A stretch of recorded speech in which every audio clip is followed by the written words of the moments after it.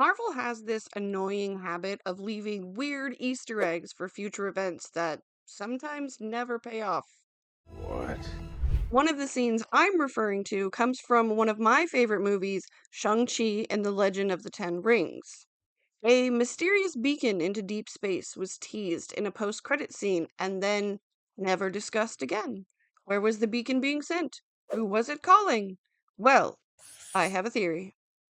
Welcome back to Myths and Mischief, my friends. Today, I want to talk about the movie's connection to comic book canon, and I will also share my theory on what that beacon might be. First off, here's something that shouldn't surprise me. In the comics, there are actually two different versions of the Ten Rings. One set is called the Ten Rings of Ta Lo, which are divine weapons used by the Jade Emperor to defeat the Worm of Desolation. The other set happens to be the Mandarin's rings, which were actually Makluan technology stolen from a crashed alien in his starship. Marvel seems to have way too much fun combining elements of their comic books, including the Worm of Desolation combined with the Dweller in Darkness, or, as Katie says, the Mega Soul Sucker. We also noticed that the MCU's redesign of the rings as bracelets seems to borrow heavily from Ta Lo's heavenly weapons, but I digress. The beginning of the movie says that Wen Wu found the rings either inside a crater or a tomb. Compare that with the comics, and that crater was probably the wreckage of an alien spaceship. The movie also says Wen Wu wielded the Ten Rings for about 1,000 years. They gave him power, physical strength, and an immortality no human should ever have. But across all of those centuries, he never triggered anything close to a cosmic anomaly. They were just tools for him, extending his life, but that was about it. During the final battle of the movie, Wenwu actually uses the rings against his son multiple times, but unlike in his childhood, Shang-Chi doesn't recoil anymore. The only way I can explain this scene is that he claimed the rings just like he claimed himself in the days before. When the rings attuned themselves to Shang-Chi, their glow instantly changed to gold. A shockwave burst outward. For the first time that we know of, they sent out a beacon To where? to somewhere. Here's where I think the Talo rings come into play. In the comics, the appearance and energy of those rings shifts depending on who wields them. The Jade Emperor used the rings with ill intention, but when Shang-Chi eventually took them, they began to reflect his willpower instead. Visual effects artists confirm that that's what was happening in the movie. The color change was intentional. Another cool thing to note, in Chinese culture, blue is a color of sadness, mourning, and coldness, whereas gold is a color of prosperity, longevity, and hope. At the end of the movie, the mid-credits scene gave us the only solid information about the ring's history that we have. We learned that they are older than Wenwu, older than anything in Kamartaj's codex, and they are not made of vibranium or a Chitauri alloy. Wong, Captain Marvel, and Bruce Banner all examined the rings and came up empty. If Carol couldn't identify them, that means the rings could be older than the Kree because, as we learned in the Marvels, they colonized the universe for hundreds of thousands of years. Side note, doesn't that beacon signal look a little bit like neural fibers? It reminds me of how the Mind Stone looked like a brain sending electrical signals. Anywho, Marvel has left this mystery hanging for a while.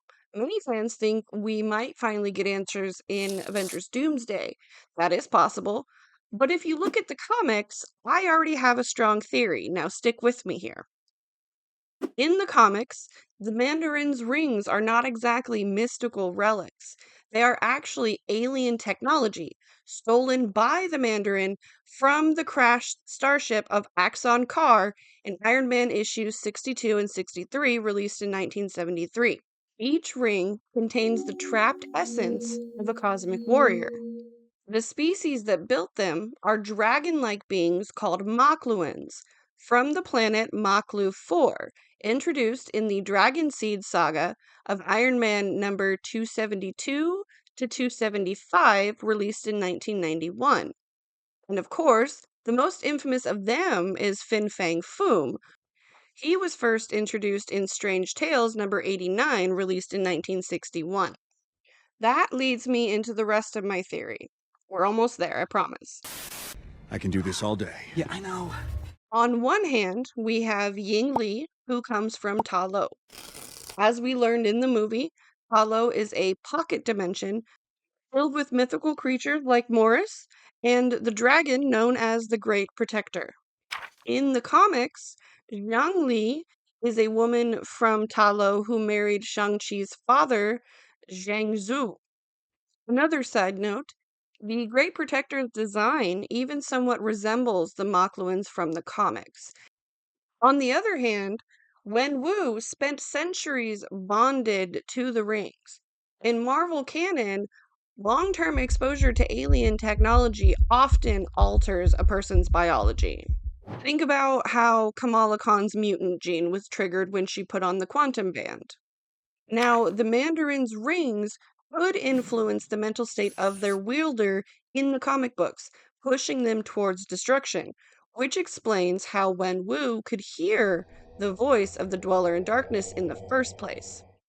Even if Shang-Chi did not inherit alien DNA from his mother, he could have inherited it through Wen Wu's altered physiology. Final side note, the story of the Dweller in Darkness feels a lot like a cinematic summarization of the Worm of Desolation from the comics. What does all of this mean? Neither Wen Wu nor Ying Li ever awakened the deeper power of the rings. Shang-Chi did. According to my theory, he carried two very distinct legacies: his mother's bloodline from Ta Lo and his father's ancient DNA reshaped by Makluan technology. The simplest explanation I have is that Shang-Chi's biology matched a DNA threshold that the rings were built to respond to. That combination could be what allowed them to finally recognize him and send out the beacon. But I still have not answered my second question. Who is the beacon calling to? In the comics, the rings are tied directly to Makluan warlords, and there is only one warlord who has been part of Marvel lore for decades. The MCU has not confirmed my theory yet, but in my opinion, all signs point in the same direction. The beacon is summoning Fin Fang Foom. Tell me what you think in the comments, and as always, like and subscribe, and I will see you next time.